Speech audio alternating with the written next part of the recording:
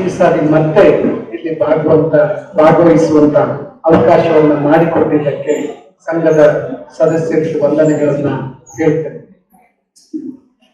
ಪ್ರತಿ ವರ್ಷ ಜುಲೈ 1ನೇ ತಾರೀಕು ನಾವು ಕರ್ನಾಟಕದಲ್ಲಿ ಪತ್ರಿಕಾ ದಿನಾಚರಣೆಯನ್ನ ಆಚರಿಸ್ತೇವೆ.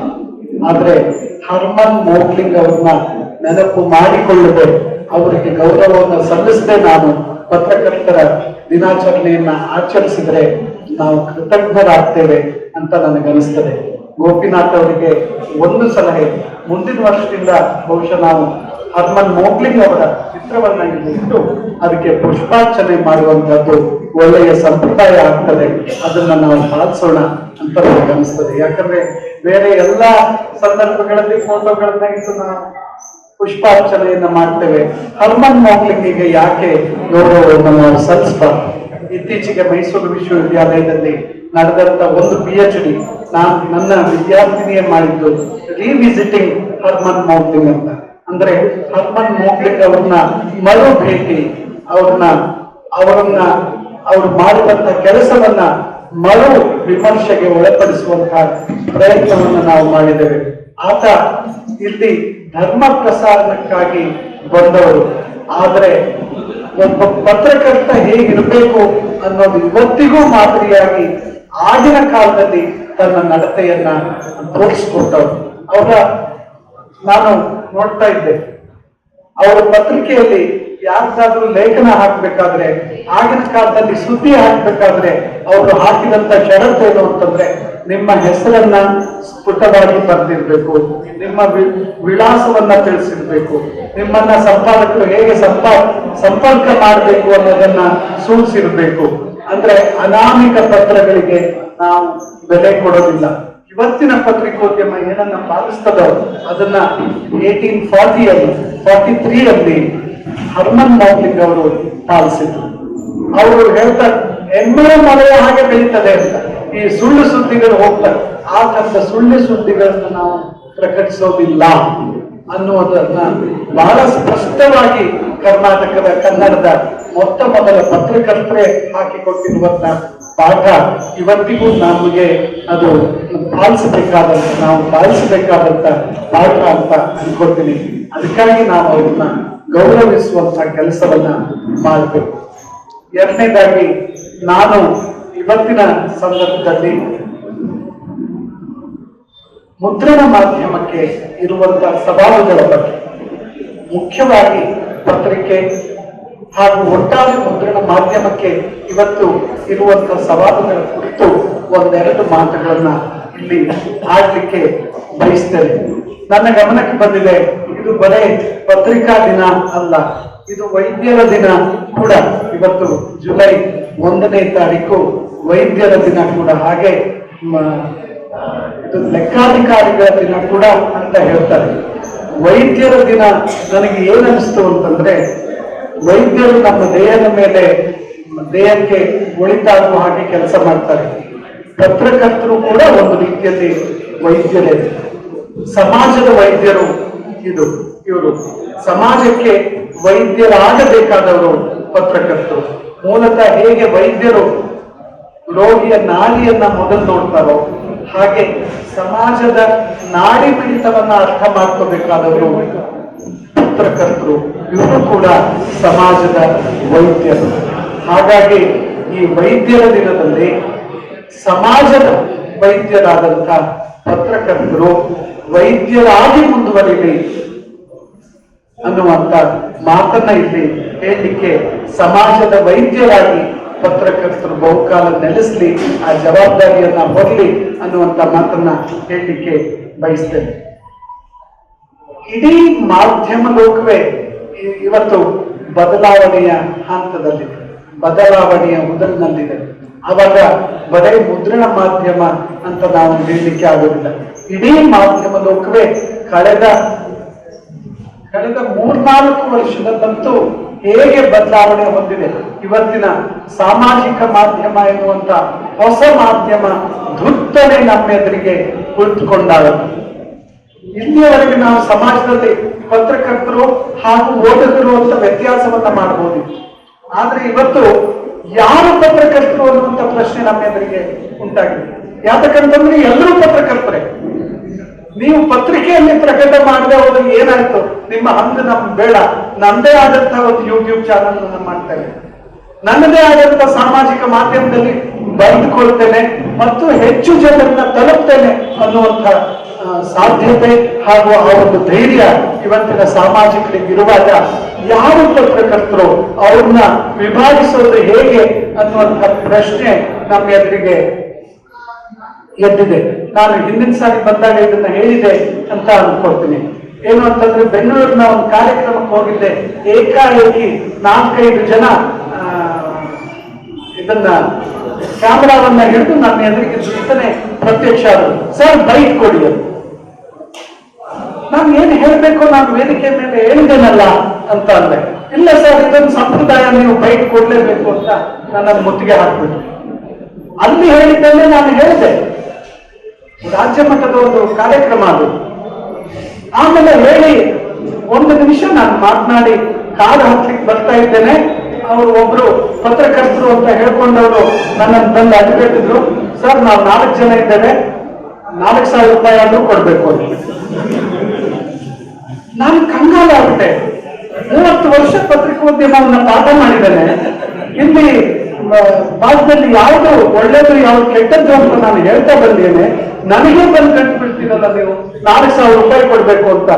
ಇಲ್ಲ ಸರ್, ಅದು ಕ್ರಮ. ಅದು ನಾವು ಯಾರು ನಮ್ಗೆಲ್ಲ ಯೂಟ್ಯೂಬ್ ಚಾನಲ್, ನಮ್ಗೆ ಯಾರು ಸಂಬಳ ಕೊಡೋದಿಲ್ಲ, ನೀವು ಯಾರು ಬೈಕ್ ಕೊಡ್ತೀರೋ ಅವ್ರು ದುಡ್ಡು ಕೊಡ್ಬೇಕು. ನಾನು ಹೇಳಿದೆ, ನಾನಾಗಿ ಏನ್ ಕೇಳಲಿಲ್ವಲ್ಲ ಬೈಕ್ ತಗೊಳ್ಳಿ ಅಂತ, ಸುದ್ದಿ ಮಾಡಿ ಅಂತ. ನೀವಾಗಿ ಹಣದಿಂದ ಬಂದವರು, ನೀವ್ ಯಾಕೆ ನನಗೆ ಗಂಟು ಬಿಡ್ತೀರಿ? ನಿಮ್ಗೆ ಬೇಕಾದ್ರೆ ಮಾಡಿ, ಇಲ್ಲ ಅಂದ್ರೆ ಇಲ್ಲ ಅಂತ ನಾನು ಕಾರ್ ಹತ್ತಿ ಬಂದೆ. ಹೀಗೆ ಯಾರು ಪತ್ರಕರ್ತರು ಅನ್ನೋದನ್ನು ಇವತ್ತು ನಿಷ್ಕರ್ಷೆ ಮಾಡಬೇಕಾದಂತಹ ದೊಡ್ಡ ಪರಿಸ್ಥಿತಿಯಲ್ಲಿ ನಾವಿದ್ದೀವಿ. ಹಿಂದೆ ಹೇಳ್ತಾ ಇದ್ದು, ಸುದ್ದಿ ಬರೆಯುವ ಪತ್ರಕರ್ತರು ಬೇರೆ, ಸುದ್ದಿ ಮರೆಯುವ ಪತ್ರಕರ್ತರು ಬೇರೆ. ಇವತ್ತು ಹಾಗಲ್ಲ. ಸುದ್ದಿ ಮಾರಾಟ ಮಾಡುವಂತ ಪತ್ರಕರ್ತರು ಕೂಡ ಇಟ್ಕೊಂಡಿರೋದು ಪತ್ರಿಕೋದ್ಯಮಕ್ಕೆ, ಅದರಲ್ಲೂ ವೃತ್ತಿನಿರತ ಮುದ್ರಣ ಮಾಧ್ಯಮಕ್ಕೆ ಇವತ್ತು ದೊಡ್ಡ ಸಂಕಟದ ಕಾಲ. ಯಾತಕ್ಕಂತಂದ್ರೆ ಮಾಧ್ಯಮಗಳು ಬೇರೆ ಬೇರೆ ಆಗಿದೆ. 24 ಗಂಟೆ ಚಾನಲ್ಗಳು ಇವತ್ತಿದ್ದಾರೆ. ಇದರ ಮಧ್ಯೆ ಮುದ್ರಿಸಿ ಹಂಚಬೇಕಾದಂತಹ ಪತ್ರಿಕೆ ದೊಡ್ಡ ಸವಾಲನ್ನ ಎದುರಿಸ್ತಾ ಇದೆ. ಹಾಗೂ ನಾವು ಹಿಂದೆ ಹೇಳ್ತಾ ಇದ್ವಿ ಏನು ಅಂತಂದ್ರೆ, ಒಂದು ಯಾರು ಕೊಟ್ಟರು ಸುದ್ದಿ ಆಗೋದಿಲ್ಲ. ಪತ್ರಿಕೆಗಳಿಗೆ ಅವರು ಮುದ್ರಣ ಮಾಧ್ಯಮದಲ್ಲಿ ಪತ್ರಿಕೆ ನೇಮಿಸಿದಂತಹ ಪತ್ರಕರ್ತರು ಇರ್ತಾರೆ. ಆ ಪತ್ರಕರ್ತರು ಕೊಟ್ಟಿದ್ದನ್ನೇ ನಾವು ಸುದ್ದಿಯಾಗಿ ಸ್ವೀಕರಿಸ್ತೇವೆ. ಆದ್ರೆ ಇವತ್ತು ಹಾಗಲ್ಲ. ನೀವು ಇದನ್ನ ಕೊಡದೆ ಹೋದ್ರೆ, ಸುದ್ದಿಯನ್ನ, ನಾವು ಕೊಟ್ಟ ಸುದ್ದಿಯನ್ನ ನೀವು ಪ್ರಕಟ ಮಾಡದೆ ಹೋದ್ರೆ ಚಿಂತೆ ಇಲ್ಲ, ನಂದೇ ಮಾಧ್ಯಮದಲ್ಲಿ ಪ್ರಕಟ ಮಾಡಿಬಿಡ್ತಾರೆ, ನಂದೇ ಯೂಟ್ಯೂಬ್ ಅಲ್ಲಿ ಹಾಕ್ಕೊಡ್ತಾರೆ. ಬೇಡ, ನನ್ನ ಫೇಸ್ಬುಕ್ ಅಲ್ಲೇ ಹಾಕೊಂಡ್ರೆ ಇವತ್ತು ಹೆಚ್ಚಿನ ಜನರನ್ನ ತಲುಪ್ತೇನೋ ಅನ್ನುವಂತ ಒಂದು ಎದೆಗಾರಿಕೆ ಇವತ್ತಿನ ಜನಸಾಮಾನ್ಯರಲ್ಲಿಯೂ ಕೂಡ ಇದೆ. ಆದ್ರಿಂದ ಈ ಮಾಧ್ಯಮಗಳ, ಬೇರೆ ಬೇರೆ ಮಾಧ್ಯಮಗಳ ಹೊಡೆತದಲ್ಲಿ ಮುದ್ರಣ ಮಾಧ್ಯಮ ಕಾಲದ ಪರೀಕ್ಷೆಯನ್ನ ಎದುರಿಸೋದು ಹೇಗೆ, ಯಾರು ಪತ್ರಕರ್ತರು ಎನ್ನುವಂತಹ ಪರೀಕ್ಷೆಯನ್ನ ಎದುರಿಸೋದು ಹೇಗೆ, ಹಾಗೂ ನಿಷ್ಪಕ್ಷಪಾತವಾಗಿ ವಸ್ತುನಿಷ್ಠವಾಗಿ ಕೊಡಬೇಕಾದಂತಹ ಜವಾಬ್ದಾರಿ ಇದು ಸಾಂಪ್ರದಾಯಿಕ ಪತ್ರಿಕೋದ್ಯಮದ್ದಾಗಿತ್ತು. ಮುದ್ರಣ ಮಾಧ್ಯಮ ಪಾಲಿಸಿಕೊಂಡು ಬಂದಂತಹ ಶಿಸ್ತು ಏನಂತಂದ್ರೆ, ಸುದ್ದಿ ವಸ್ತುನಿಷ್ಠವಾಗಿರ್ತದೆ, ಲೇಖನ ವ್ಯಕ್ತಿನಿಷ್ಠವಾಗಿರ್ತದೆ. ಈ ರೀತಿಯ ಒಂದು ವ್ಯತ್ಯಾಸವನ್ನ ಇವತ್ತಿನ ಪತ್ರಿಕೋದ್ಯಮದಲ್ಲಿ ನಾವು ಕಾಣದೇ ಇಲ್ಲ. ಯಾತಕ್ಕಂತಂದ್ರೆ ಎಲ್ಲರೂ ಪತ್ರಕರ್ತರಾಗಿರುವಂತದ್ದೇ ಕಾರಣ. ಈ ರೀತಿಯಲ್ಲಿ ಮುದ್ರಣ ಮಾಧ್ಯಮ, ಯಾಕಂದ್ರೆ ಅದು ಸಾಂಪ್ರದಾಯಿಕ ಶಿಸ್ತಿನ ಮಾಧ್ಯಮ ಆದ್ದರಿಂದ ಈ ಎಲ್ಲ ಜವಾಬ್ದಾರಿಗಳನ್ನ ಹೊರಬೇಕು ಹಾಗೂ ಸವಾಲುಗಳನ್ನ ಎದುರಿಸಬೇಕು ಅಂತ ನನಗನ್ನಿಸ್ತದೆ.